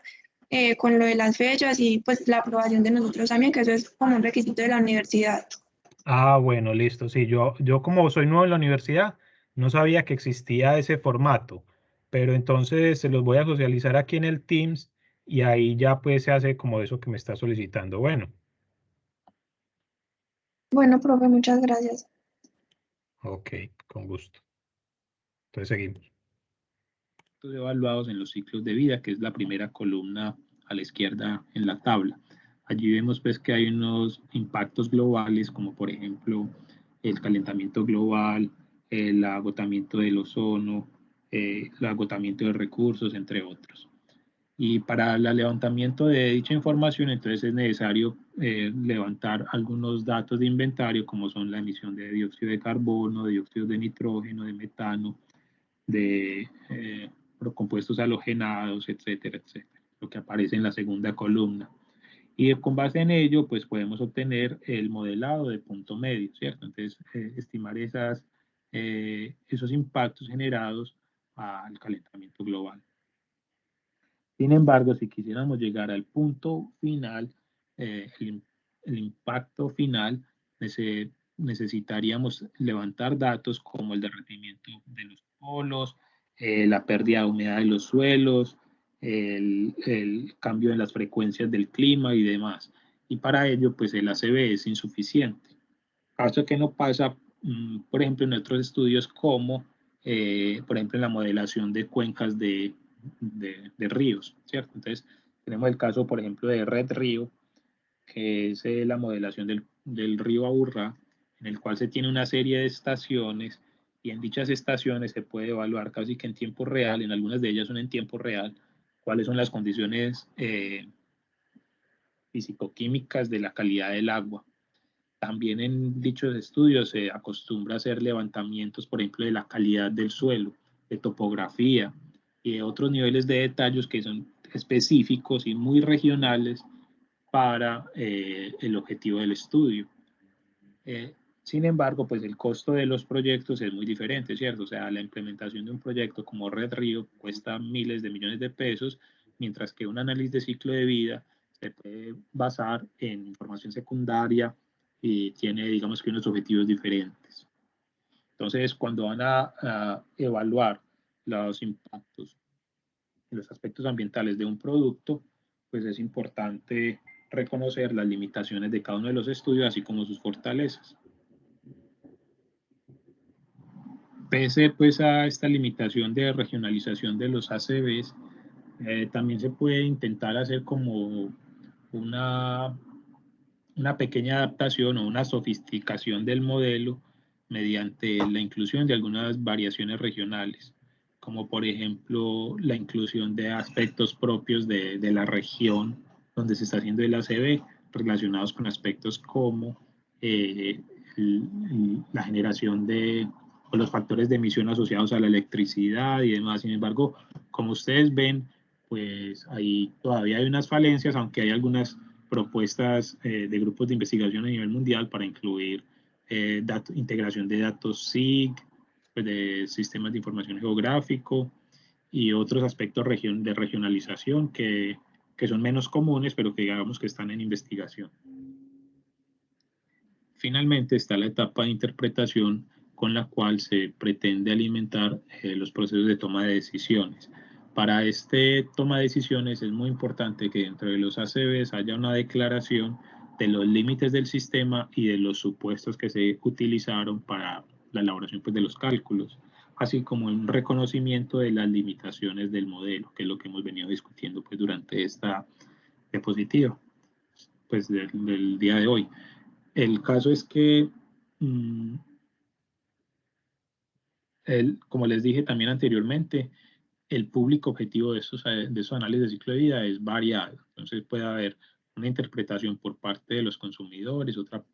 por parte de los diseñadores, por ejemplo, de los productos, y otra por parte de las entidades gubernamentales que son encargadas de hacer, pues, como la elaboración de políticas. Entonces, sin embargo, pues lo que es común para todos estos estudios es que siempre tiene que estar esta declaración de límites y supuestos y reconocimiento de limitaciones. Finalmente, quería como incluir el tema de software, y es que existen varias herramientas informáticas o programas de computador para poder hacer este tipo de estudios y que estos programas ya tienen incorporadas algunas de estas bases de datos que pueden ser instaladas en el software. Por ejemplo, algunos de estos programas son pagos, pues uno tendría que comprarlos, como por ejemplo el caso de CIMAPRO. Pero hay otros software que son gratuitos, como el caso de OpenLCA, el cual ustedes mismos pueden descargar. Por ejemplo, yo lo tengo instalado en mi computador y con base en estos software ustedes pueden comprender un poco mejor cómo es el proceso de elaboración de un análisis de ciclo de vida. En los software hay pues unos tutoriales con los cuales ustedes pueden ir aprendiendo cada una de las etapas y las implicaciones que tiene, por ejemplo, la disponibilidad de datos en la presentación de resultados. Y ahora, para terminar esta sesión, yo quisiera como hacer una breve introducción o presentación al tema de internalización de externalidades ambientales en la gestión integral de residuos sólidos, más específicamente en el tema de disposición final. Entonces, bueno, como lo hemos dicho en las últimas dos sesiones, podemos considerar que la contaminación es una externalidad ambiental, por cuanto el costo del tratamiento de la contaminación o los impactos que tiene esa contaminación y los costos asociados a esos impactos no están representados dentro del costo del servicio, que digamos que es el de la gestión integral de los residuos sólidos. Y eso sucede en prácticamente todo el mundo, ¿cierto? O sea, cuando analizamos cómo es la estructura tarifaria para la gestión integral de residuos sólidos, podemos ver que de acuerdo a la normativa colombiana, tenemos que dentro de la tarifa aparecen unos costos fijos que están asociados a procesos como la poda de árboles, el corte de césped, la instalación de cestas para la disposición de residuos sólidos en zonas públicas, el mantenimiento de esas cestas y el barrido y limpieza pues, del espacio público. Adicionalmente, se cuenta con unos costos variables que son los que generalmente más asociamos con el tema de la gestión integral de residuos sólidos, de acuerdo a las estrategias de la EPA que discutimos en la sesión anterior, como lo son, por ejemplo, los costos asociados con la recolección y transporte de residuos sólidos, los costos asociados a la disposición final y los costos de tratamiento de lixiviados. Esos son como los generadores de costo que son reconocidos dentro del marco normativo y los cuales sirven para definir cuál es la tarifa de cada suscriptor o de cada usuario. Adicionalmente, dentro de la tarifa en Colombia se cuenta con una serie de subsidios o contribuciones de acuerdo al estrato, donde sabemos que para el estrato 4 la contribución o el subsidio es de 0% y por lo tanto el estrato 4 es el que manifiesta como los costos reales del servicio. Ya después los estratos 1, 2 y 3 tienen una serie de subsidios, mientras que el estrato 5 y 6 tiene unas contribuciones, o sea que los estratos 5 y 6 subsidian a los estratos 1, 2 y 3. Y por eso es que en esos estratos más altos pues llegan unas tasas, unas tarifas un poco más altas pues que en las otras partes, en los otros estratos. Sin embargo, cuando ustedes revisan esta tabla de costos, van a encontrar que allí no hay nada asociado con los procesos de contaminación, por ejemplo, cuáles son los costos negativos asociados a procesos como la contaminación del aire, a los temas, por ejemplo, de calentamiento global, a los temas de producción de material particulado y las implicaciones que eso tiene en la salud de las personas, entre otra serie de impactos que son producidos, que están claramente identificados, que son monitoreados incluso, pero que su tratamiento o sus impactos negativos son asumidos es por las comunidades mediante, por ejemplo, el pago de impuestos, de seguridad social y de otros sistemas sociales, pero no necesariamente dentro de la tarifa. Y eso pues tiene unas consecuencias, porque si suponemos que queremos implementar un proyecto para, por ejemplo, reciclaje, es posible que el hecho de que las tarifas estén muy bajas para, por ejemplo, la disposición final de rellenos sanitarios, pues eso hace o favorece la utilización de este sistema, o sea, un sistema que contamina más, en lugar de las nuevas tecnologías que podrían ser incluso más eficientes. Claro que pues eso depende de cada uno de los proyectos y habría que analizarlo uno por uno. Como les decía entonces en la diapositiva anterior,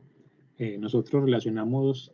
más el sistema de las estrategias de gestión integral de residuos sólidos con las etapas de recolección, de reciclaje, separación, transferencia y disposición final, ¿cierto? Bien sea en relleno sanitario o en los sitios de tecnología, pues los procesos de combustión y demás. Pero en nuestra realidad, digamos que los costos variables, los cargos variables, pues están asociados a lo que dijimos, pues a recolección, disposición final y tratamiento lixiviado. Sobre ese tema de disposición final hay que reconocer que dentro de la normativa nacional estos costos también incluyen no solamente la disposición final en relleno sanitario, sino que también incluyen unos costos asociados a los periodos de clausura y a los incentivos de regionalización. O sea, la idea no es tener muchos rellenos sanitarios pequeños, sino construir unas infraestructuras que sean capaces de gestionar los rellenos de varios municipios, como es el caso de La Pradera. Adicionalmente, se reconoce que los cargos variables por toneladas de residuos pues dependen de un factor que se denomina el factor de producción, el cual está definido en la resolución de la Comisión de Regulación de Agua Potable y Saneamiento Básico, la resolución CRA 720 de 2015, según el cual se puede estimar para cada estrato el valor de cargo variable por usuario. Un ejemplo de aplicación de estos factores de producción es lo que aparece en la tabla en la parte derecha. Si ustedes miran en la parte superior, al lado derecho, encontrarán los cargos variables por tonelada de residuos no aprovechables.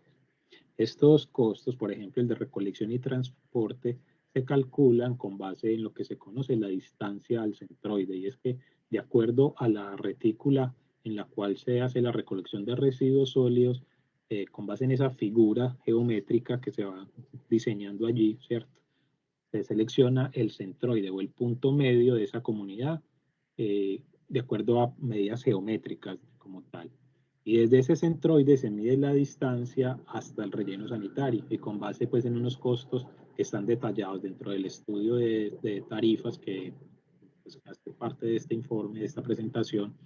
pues con base en esos costos se determinan cuáles son los costos de recolección y transporte, que para el año 2016 fueron de 114.649. Sin embargo, cuando ustedes miran los costos variables para cada uno de los estratos, van a encontrar que esos valores son corregidos con base en el factor de producción. Entonces, en la CRA se establecen dichos factores que determinan cuáles son las toneladas por usuario mes. Y es que cuando ustedes pagan el servicio, no les están entregando una tarifa ASEO en base a toneladas, sino a suscriptor, ¿cierto? La tarifa, o sea, los pesos por suscriptor, que es lo que le llega a uno pues en la factura. Y eso se hace pues con este procedimiento, o sea, con el factor de producción se puede pasar de esa tarifa por tonelada a una factura, perdón, a una tarifa de pesos por suscriptor, como aparece en la tabla inferior derecha, donde aparece que, por ejemplo, el factor de producción para el tipo de suscriptor de estrato 1 es de 0.056, por lo tanto, el cargo variable por usuario sería igual a esos 144.000 por los 0.056 y ahí tiene el valor de 8.075 pesos, que luego de hacer una corrección monetaria se corrigen hasta el valor de 8.507. Ese es un valor de 0.7%. Una corrección monetaria, que eso ya digamos que no es como tarea nuestra. El caso es que esas correcciones pues se pueden aplicar para cada uno de los usuarios y así se obtiene entonces el valor de las tarifas. Entonces también en la parte izquierda, en la tabla grande a la izquierda, se puede ver cómo es que se aplican todo el tema de los subsidios. Y es que entonces ahí se ve que, por ejemplo, el estrato 4 tiene un subsidio del 0% y por lo tanto se conserva los mismos valores que se presentaron en la diapositiva anterior. Y ya los otros estratos pues tienen unos incrementos de acuerdo a esos porcentajes. O sea, el estrato 5 tiene una sobretasa del 85% y el estrato 6 del 100%. O sea que el estrato 6 está pagando el doble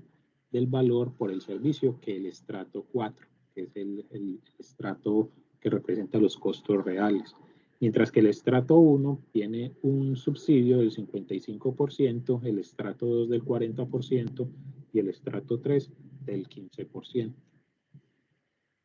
Sin embargo, pues como les digo, lo que es más importante aquí para nosotros el día de hoy es identificar que dentro de toda esta estructura de costos no se están reconociendo los costos ambientales asociados a los procesos de contaminación. Así pues, aplicando estos modelos se puede obtener los costos tanto por usuario como en la diapositiva anterior, como por toneladas. Y este valor por toneladas es muy interesante para nosotros porque nosotros también hemos ya calculado con la ayuda de, por ejemplo, de herramientas como el análisis de ciclo de vida, unos totales de emisiones que podríamos empezar a interpretar con base en estos indicadores. Aquellos que tengan como interés de conocer mejor cómo es todo el estudio del marco tarifario de aseo, les recomiendo que revisen el informe que aparece, pues con la imagen que aparece ahí a la derecha, al lado derecho de la tabla. Este es un informe que detalla de manera muy clara cómo es la implementación del marco tarifario en las empresas varias y para la prestación del servicio del relleno sanitario La Pradera. Es un informe corto, son aproximadamente como, no sé si como 40, como 20 o 60 páginas, o sea, es fácil de leer y pues viene detallado algunos costos interesantes, como por ejemplo cuánto es el costo de la limpieza de calles, de barrido,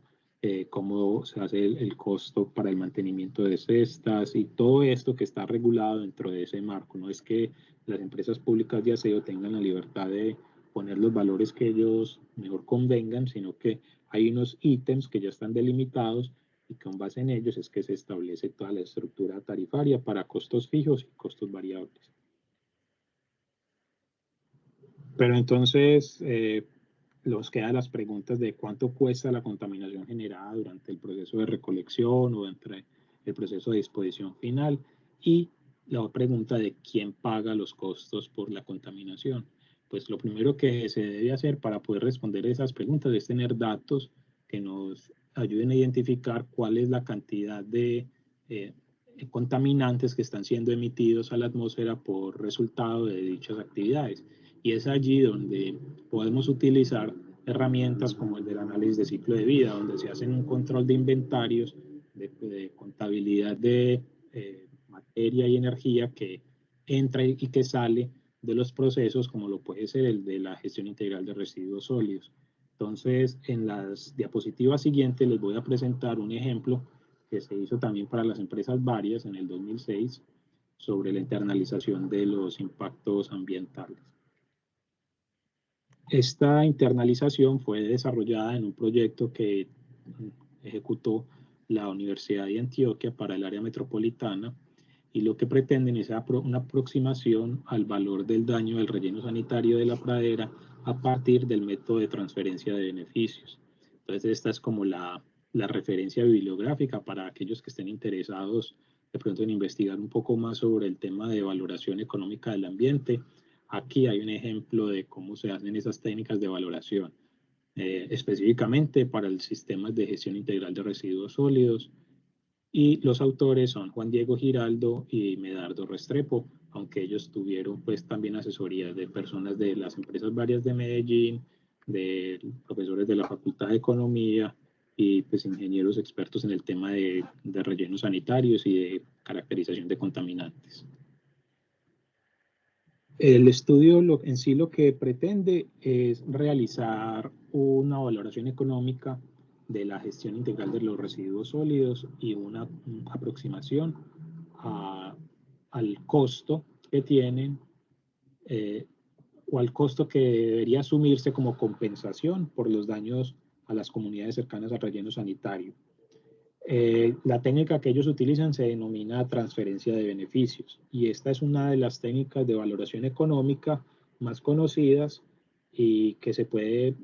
también comparar con otras utilizadas como lo son el costo de viaje, la valoración contingente, los precios hedónicos, entre otros. El informe se basa principalmente en transferencia de beneficios por cuanto utiliza estudios primarios y secundarios para realizar las estimaciones de las externalidades, o sea, con base en estudios de otros autores o por ejemplo estudios del área metropolitana o estudios de empresas varias o estudios internacionales, ellos determinan cuáles son las cantidades de contaminantes que se esperan como resultado de la operación y disposición de residuos orgánicos, pues de residuos no aprovechables en relleno sanitario de la pradera. El problema que tiene este método de transferencia de beneficios es que, similar como lo hace el análisis de ciclo de vida, tiene unas limitaciones de regionalización. Y es que como este trabajo utiliza fuentes de información secundarias, es posible que, por ejemplo, en las fuentes internacionales existan marcos normativos o diferencias culturales que hacen que la cantidad, la fuerza del impacto, pues sea menor que nuestras condiciones locales. Por lo tanto, los resultados que se pueden obtener por este tipo de metodología siempre tienen que ser analizados en un escenario conservador, de forma tal que no se valore demasiado alto el impacto negativo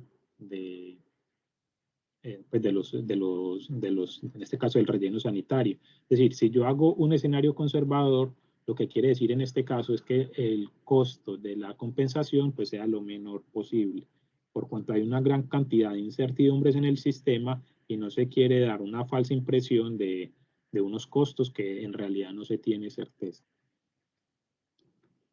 Entonces, como hay una limitación de regionalización, los resultados de esta metodología sirven para obtener estimaciones, pero deben ser ajustados pues, a cada caso individual. Y es precisamente esa una de las limitaciones que tiene el estudio y que los autores mismos lo reconocen, y es que En algunos casos ellos no tuvieron acceso a información que fuera equivalente o que fuera utilizable bajo los modelos que ellos asumieron que venían principalmente del Reino Unido y de la Comisión Europea. Entonces hay que ver que cuando se hacen esas mediciones, pues existen varias formas de hacerlas y por lo tanto deben procurar que dichos datos sean compatibles con los modelos económicos que se pretenden utilizar. En este caso, pues hubo grandes deficiencias en dicho aspecto. En este estudio también hay que resaltar que se consideraron 3 impactos negativos del relleno sanitario de la pradera y evaluaron el periodo desde el 2003 hasta el 2006. Los 3 impactos negativos fueron el tema de emisiones atmosféricas, donde se centraron principalmente en material particulado, el tema de emisiones al suelo y al agua, con emisiones, por ejemplo, de materia de metales pesados, entre otros contaminantes, y lo que se denomina como pérdida de amenidades, que es como la pérdida de calidad ambiental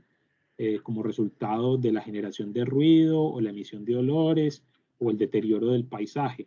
Y es que este aspecto pues deteriora, por ejemplo, el valor de las propiedades de las casas o de las propiedades que están cerca a los rellenos sanitarios. El objetivo también de este estudio era hacer una comparación entre la tarifa de compensación que se estableció para la pradera, que era de 680 pesos por tonelada, y el resultado que obtendría este tipo de método. O sea, ¿cuál sería la compensación que debería pagarse versus la compensación que se acordó en el año 2013 para compensar al municipio de Don Matías por la disposición final de residuos sólidos? En este caso, de este estudio, lo que se hizo fue simplemente como asumir unos costos que ya se habían determinado por tonelada de contaminante y aplicarlos a las condiciones locales directamente, ¿cierto? Eso, pero ese supuesto pues tiene unas limitaciones muy particulares, y es que, pues como les digo, cada país, cada comunidad, pues tiene unas dinámicas sociales, técnicas, normativas que son diferentes, y por lo tanto esa aplicación no es tan directa, porque como lo dijimos, incluso hay variables que son locales, como por ejemplo la geomorfología, que pueden hacer que el impacto o que la potencia de un impacto, la fuerza del impacto sea mucho mayor o menor, aun cuando la cantidad de material particulado que se emita sea el mismo, ¿cierto? Porque si hay unas condiciones de vientos que hacen que los contaminantes se acumulen en la atmósfera, pues eso va a empeorar los impactos negativos de dicha emisión. Y eso se debe pues a efectos locales. Entonces, digamos que ahí hay una deficiencia del estudio y que los autores son muy claros en especificarla desde el inicio, y por lo tanto pues el estudio es solamente como un resultado exploratorio. Cuando se hace entonces transferencia de beneficios, también se puede hacer como consultando en otras bases de datos. Por ejemplo, si el interés es conocer el efecto negativo del material particulado, entonces podría investigarse, por ejemplo, la incidencia y la relación causa-respuesta o dosis-respuesta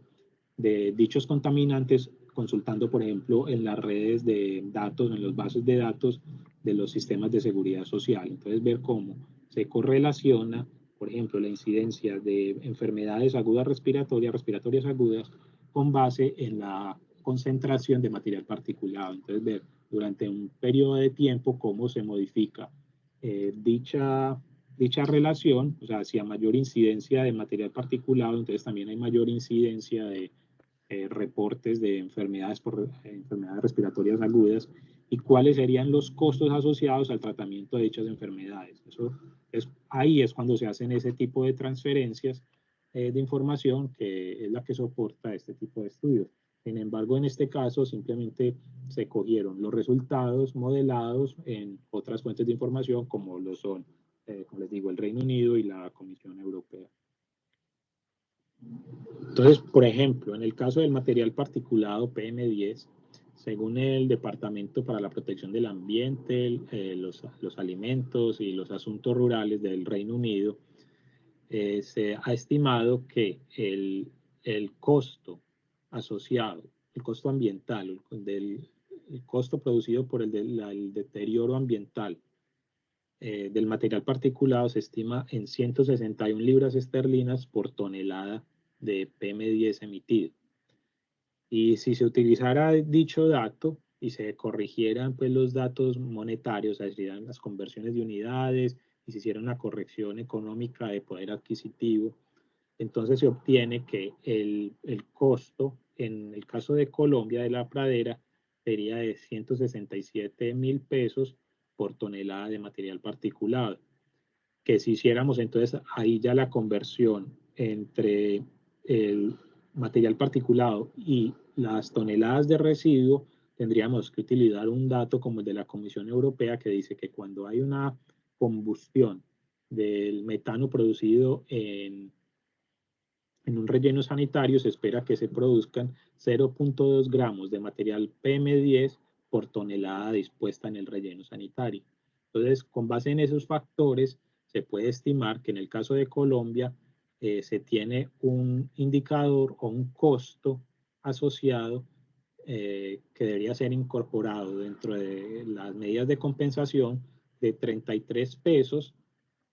por tonelada de residuos depositada en el relleno sanitario. Entonces, solamente por este tema de material particulado, ya estaríamos diciendo que habría que compensar un valor de 33 pesos, mientras que el valor dispuesto en el año 2013 como compensación para el municipio de Dos Matías era de 680 pesos. Pero este es solo uno de los ítems, que es la generación de material particulado en el relleno sanitario como producto de la combustión de ese metano que se genera. Idealmente para la generación de energía, pero nosotros pues en el relleno no tenemos dicha tecnología y por lo tanto digamos que ahí hay pues como un criterio que hay que considerar pues. Así como ese, también se pueden estimar otros impactos, como lo que les decía de la pérdida de amenidades. Y es que esa es la pérdida de valor de las propiedades cercanas al relleno sanitario, debido pues a la generación de olores, al deterioro de las vías, a la generación de ruido, y simplemente el hecho de que esté un relleno sanitario en la cercanía de una propiedad, pues eso hace que su valor comercial decaiga. Para ese tema de la pérdida de valor de las propiedades, se dice que pues, la pérdida de valor es gradual, o sea, mientras más cercanos esté al relleno sanitario, es decir, si la propiedad está a 1 kilómetro del relleno, pues la pérdida del valor es muy fuerte, porque pues ahí se tiene lo peor de los impactos, la mayor fuerza del impacto y por lo tanto se van a presentar mayor problema con roedores, con vectores, con olores, con ruido y pues todos los aspectos negativos relacionados con la operación del relleno sanitario. Pero en el estudio también se dice que cuando la propiedad está a más de 5 kilómetros ya se puede decir que ahí ya no hay pérdida de propiedad. Entonces en el informe ellos hacen toda una estimación de cómo son esos costos y esas pérdidas de valor y al final pues les voy a mostrar como el valor que se obtiene como tal. Para otros contaminantes también se han identificado pues, los costos asociados a dichos contaminantes y los impactos negativos que pueden tener. Entonces, por ejemplo, en el tema de PM10 se sabe pues, que tiene unos efectos sobre la salud y se han estimado pues, unos valores. O sea, los resultados no son, estos resultados son estimados, son estimaciones y como les digo, pues hay una alta variabilidad. O sea, estos son los resultados, por ejemplo, del Reino Unido, pero si uno revisa los resultados en Israel o en otros países, van a encontrar que se pueden llegar a ser significativamente pues, muy diferentes. Y por lo tanto, pues se deben tener mucho cuidado a seleccionar cuáles son los valores que van a ser seleccionados o debe, en la medida de lo posible, pues utilizar fuentes primarias para poder hacer una mejor estimación. Este uso de fuentes primarias, pues es lo que recomienda el Ministerio de Ambiente, aunque en algunos casos, pues es muy difícil y sería muy costoso. Entonces aquí, por ejemplo, en esta tabla aparece el valor de los 161.000 pesos por tonelada de PM10 que se utilizó en el caso de la diapositiva anterior, pero también aparecen otros valores para otro tipo de compuestos y otro tipo de problemáticas, como por ejemplo las pérdidas en cosechas, en la salud y demás. A manera pues de conclusión, les presento aquí ya pues como las tablas de los cálculos que estimaron Giraldo y Restrepo en el 2006 en este informe, el cual es solo exploratorio y con serias limitaciones de los datos, listo. Pero entonces lo que ellos calculan después de evaluar todos los impactos ambientales, pues una serie de impactos ambientales y con base en los datos de contaminación que ellos fueron pues capaces de conseguir o que estuvieron disponibles para la elaboración del informe, pues se obtiene que el costo de la compensación sería de aproximadamente 2.800 pesos como resultado de las actividades de disposición final en el relleno sanitario. Aunque aplicando otros modelos, ellos obtienen valores también de aproximadamente 900 pesos o 700 pesos por tonelada de residuos dispuesta en el relleno, lo que quiere decir que si hiciéramos un promedio estaría en un valor cercano a los 1.000 pesos o a los 900 o 1.000 pesos y por lo tanto se podría decir que ese valor de 680 toneladas, 680 pesos por tonelada de compensación, pues se encuentra por debajo a las estimaciones que se arrojan en este informe. Entonces, eso también tendría, como les digo, un impacto, en el caso de incorporarse, tendría un impacto y posibilitaría la implementación de otras tecnologías que quizás puedan tener un mayor margen de ganancia y ser más competitivas al comparar los costos de operación. Entonces, aquí quiero ser muy, como insistir bastante, y es que este trabajo fue exploratorio y tenía estas limitaciones. Por lo tanto, estos datos, este resultado, solo sirve de referencia y no puede ser incluido directamente, por ejemplo, en la tarifa o en la elaboración de políticas. Los autores reconocen que se deben hacer mayores esfuerzos de levantamiento de información, mayor precisión y una mejor regionalización del trabajo para poder ser pues considerado con tales fines. Dado que el Ministerio de Ambiente recomienda usar escenarios conservadores, entonces se debe seleccionar el menor dato, ¿cierto? O sea, por ejemplo, aquí entre estos dos valores que aparecen como estimación inferior o superior, pues se debería escoger el dato de 2.873 y no el de 16.000, por cuanto existe una gran incertidumbre y el hecho de incrementar la tarifa, pues también puede incidir en prácticas negativas, como por ejemplo la disposición de residuos en botaderos a cielo abierto ilegales o de este tipo de cosas. Entonces, el tema de la tarifa es un tema muy sensible y que, pues, que existen ciertas cosas que están quedando por fuera, pero también existen alternativas en las cuales se pueden incorporar estudios como los de análisis de ciclo de vida para la caracterización de contaminantes y luego dichos contaminantes que son considerados externalidades, pues podrían ser internalizados en las medidas de compensación de la gestión integral de residuos sólidos.